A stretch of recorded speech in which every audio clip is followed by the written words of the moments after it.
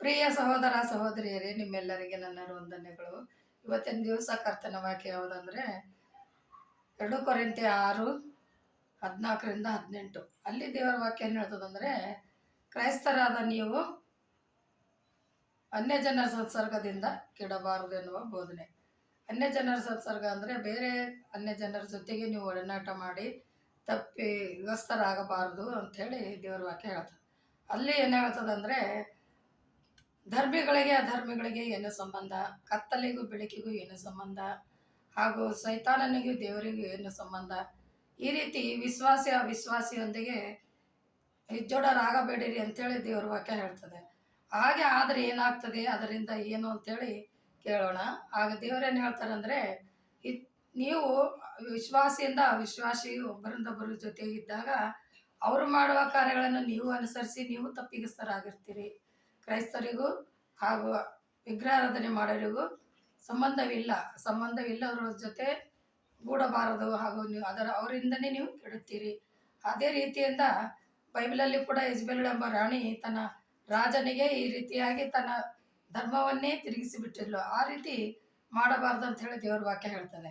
ಅದಕ್ಕಾಗಿ ಉದಾಹರಣೆತ್ವ ಏನಂದರೆ, ಈಗ ಒಬ್ಬರು ಕುಡಿತದಿಂದ ಚಟ ತುಂಬ ಇರ್ತದೆ ಅಂದರೆ, ಅವರು ಅನ್ಯ ಜನರಾಗಲಿ ಕ್ರೈಸ್ತರಾಗಲಿ, ಕೆಲವರು ಕ್ರೈಸ್ತರು ಕೂಡ ಕುಡಿತಾರೆ, ಇವರೇ ಕುಡಿತಾರೆ ಅವರೇ ಕುಡಿತಾರೆ ಅಂತಲ್ಲ.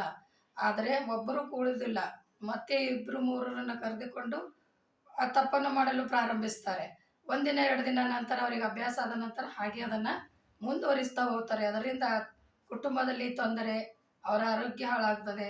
ಈ ರೀತಿ ಎಲ್ಲ ಸಮಸ್ಯೆಯನ್ನು ತಿಳಿದುಕೊಂಡು ನೀವು ಅವರಿಂದ ದೂರಿರಿ ಅಂತ ಚಟ ಇದ್ದವರನ್ನ ಅಂತ ದೇವ್ರ ವಾಕ್ಯ ಹೇಳ್ತದೆ. ಅದೇ ರೀತಿಯಿಂದ ಇಸ್ಪೀಟ್ ಆಡುವುದು ಅಥವಾ ಡ್ರಗ್ಸ್ ತಗೊಳ್ಳೋದು, ಇಂಥ ಯಾವುದು ಫ್ರೆಂಡ್ಸ್ ಜೊತೆ ಕುಳಿತು ಹಿಂಗೆ ಮಾಡೋದ್ರಿಂದ ಕ್ರೈಸ್ತ ಮಕ್ಕಳೇ ನೀವು ಹಾಳಾಗಬಾರ್ದು ಅಂತೇಳಿ ದೇವ್ರ ವಾಕ್ಯ ಹೇಳ್ತದೆ. ಅದಕ್ಕಾಗಿ ಸರ್ವಸಾಧಾರಣವಾಗಿ ನಮಗೂ ನಿಮಗೂ ಎಲ್ಲರಿಗೂ ಗೊತ್ತು, ಯಾರು ಫ್ರೆಂಡ್ಸ್ ಎಂಥವ್ರು ಇರ್ತಾರೆ ಅವರಿಂದಲೇ ಜನ ಹಾಳಾಗೋದು. ನಾನು ಅವನೇ ಕರೆದ ನಾನು ಮಾಡಿಲ್ಲ ಅಂತಾರೆ ಒಂದೊಂದು ತಪ್ಪನ್ನು.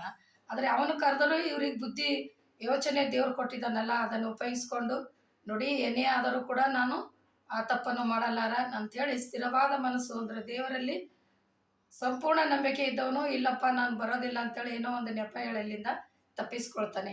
ಆದರೆ ಮನುಷ್ಯನಿಗೆ 2 ಮನಸ್ಸುಗಳು ಸಹಜವೇ, ಒಂದು ಸೈತಾನ ಒಂದು ದೇವ್ರದು. ಈ ತಪ್ಪು ಮಾಡಬೇಕಾ ಬೇಡ, ನಡಿ ಇವತ್ತೊಂದು ದಿವಸ ಹೋದ್ರೆ ಏನಾಗ್ತದೆ ಅಂತ ಹಿಂಗೆ ಸೈತಾನೂ ಒಂದು ರೀತಿಯಿಂದ ಉಪಾಯ ಕೊಡ್ತದೆ. ಅದಕ್ಕೆ ನಾವು ಸೋತು ಹೋಗಬಾರ್ದು. ಇಲ್ಲಪ್ಪ ದೃಢವಾಗಿ ನಾನು ಬರೋದಕ್ಕಾಗಲ್ಲ, ನೀನು ಮಾಡ್ಕೊಳ್ಳಿ ಅಂತೇಳಿ ಬಿಟ್ಟು ಹೋದರೆ ಅದು ದೃಢ ನಿರ್ಧಾರವಾಗುತ್ತದೆ. ಹಾಗಾಗಿ ಯಾವ ತಪ್ಪಿಗಾದರೂ, ಪಾಪಗಳಿಗಾಗಲಿ, ಇಸ್ಪೀಟಾಡೋದಾಗಲಿ ಅಥವಾ ಕುಡಿತದಿಂದಾಗಲಿ ಯಾವುದೇ ತಪ್ಪು ಮಾಡಬೇಕಾದರೂ ಒಬ್ಬರು ಇನ್ನೊಬ್ಬರಿಂದ ಮಾಡೋದು ಸಹಜವಾಗಿದೆ.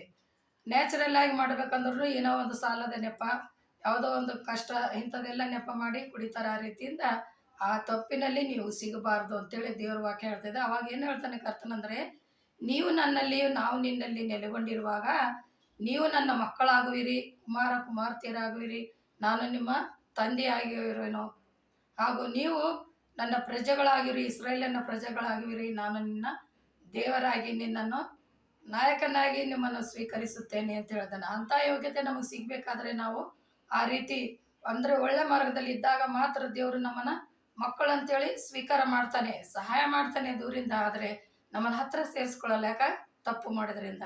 ಅದಕ್ಕಾಗಿ ನಾವು ತಪ್ಪು ಮಾಡಿದರೆ ದೇವರಿಂದ ದೂರ ಆಗುತ್ತೇವೆ ಎಂಬ ಭಯ ನಮ್ಮ ಕ್ರೈಸ್ತ ಮಕ್ಕಳಲ್ಲಿ ಇರಬೇಕು ಅಂತೇಳಿ ದೇವ್ರ ವಾಕ್ಯ ಹೇಳ್ತದೆ. ಅದಕ್ಕೆ ಕರ್ತನಾದ ಯೇಸು ಕ್ರಿಸ್ತನ ಏನು ಹೇಳ್ತಂದರೆ, ಸರ್ವಶಕ್ತಿನಾದ ದೇವರು ಪರಮೇಶ್ವರ ದೇವರ ಏನು ಹೇಳ್ತಾನೆ ಅಂದರೆ, ನಾನು ನನ್ನ ಮಕ್ಕಳನ್ನು ದೂರ ಬಿಡುವುದಿಲ್ಲ, ಅಂದರೆ ನನ್ನಿಂದ ದೂರ ಆಗೋದಿಲ್ಲ, ಕೈ ಬೀಸಿ ಕರೆಯುತ್ತೇನೆ ತಪ್ಪು ಅವರನ್ನು ಕ್ಷಮಿಸಿ ನನ್ನ ಹತ್ರ ಕರೆದುಕೊಳ್ಳುತ್ತೇನೆ ಅಂತ ಹೇಳ್ತಾರೆ. ಅದಕ್ಕೆ ಇಂಥ ಅತಿಶಯವಾದ ಪ್ರೀತಿ, ಶಾಶ್ವತವಾದ ಪ್ರೀತಿಯುಳ್ಳ ಕರ್ತನಾದ ಯೇಸು ಕ್ರಿಸ್ತನು ನಮಗಾಗಿಯೇ ಶಿಲುಬೆ ಮೇಲೆ ಪ್ರಾಣವನ್ನು ಕೊಟ್ಟ.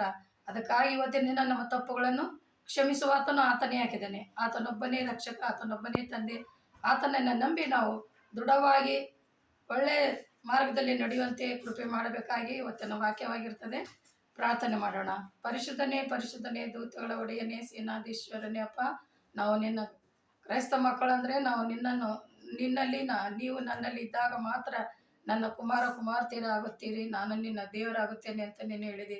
ಅದಕ್ಕಾಗಿ ನಾವು ನಿನ್ನ ಮಕ್ಕಳಾಗಿ ಬಾಳಬೇಕಾದರೆ ಯಾವ ತಪ್ಪಿನಲ್ಲಿ ಸೇರದ ಹಾಗೆ ನಮ್ಮನ್ನು ನಾವು ಸುರಕ್ಷಿತವಾಗಿದ್ದು ಎಚ್ಚರಿಕೆಯಿಂದ ನಿನ್ನ ಬರುವಿಕೆಯಲ್ಲಿ ಕಾಯುವಂತೆ ಕೃಪೆ ಮಾಡು. ಯೇಸುವಿನ ನಾಮದಲ್ಲಿ ಬೇಡಿ ಹೊಂದಿದ್ದೇನೆ ರಕ್ಷಕ, ಆಮೇನ್.